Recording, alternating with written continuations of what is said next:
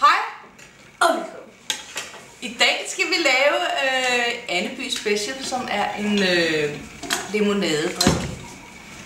Og der skal vi bruge, hvad skal vi bruge, drenge? Ups. Vi skal bruge appelsiner, og vi skal bruge citroner, og vi skal bruge rørsukker. Og de her appelsiner og citroner, dem skal vi have vasket rigtig, rigtig godt først. Og så skal vi skære dem over. Og det er jo vigtigt, at man bruger økologiske citroner og appelsiner, fordi at man skal bruge skallen.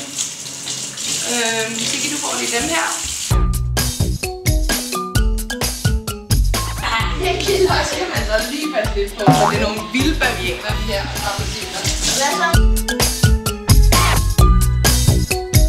Det kan godt være, at de er lidt mere sejlede i den, alle dem, der har fået sprøjtemidler. Man kan faktisk også godt bruge en elektrisk presser, og det har vi faktisk tænkt os at gøre nu. Så nu går vi lige herover. Men det larmer jo uhyggeligt meget. Er I klar? Ja. Uden jeg skal lige ordentligt. Man skal holde godt fast.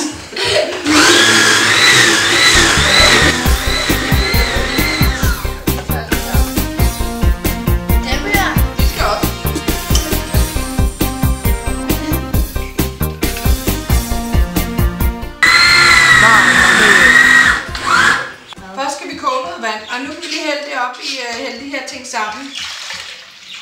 Og så skal vi have kogt noget vand, fordi nu skal der puttes kogende vand ned på de her skaller. Nej. Og så skal vi have rørt alt sukker ned i.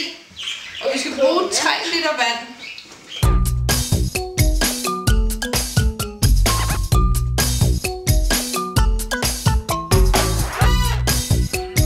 Så når William har hældt alt sukkeret op i, og hælde lidt til nu. Så skal Sigge hælde saften i. Sådan der. Og godt grundigt med suppe. Skal jeg så hælde i? Og så hælder du alt saften, som vi har presset ud af citronerne og appelsinerne. Og så skal det her stå og trække nu i... Kan I huske, hvor lang tid det skal stå og trække? 3 timer. Det er rigtigt. 3 timer skal limonaden trække i. Så har Anneby Special Juicen stået i køleskabet i 3 timer. Og nu er det tid til at få den færdig og få alle de her skaller op og få den smagt til. Og få den hældt op i nogle glas, så vi kan nyde den herude på terrassen hjemme lidt.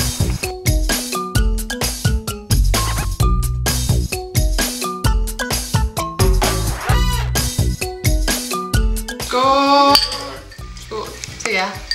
Og jeg håber også, I nyder den her drink lige så meget, som vi gør.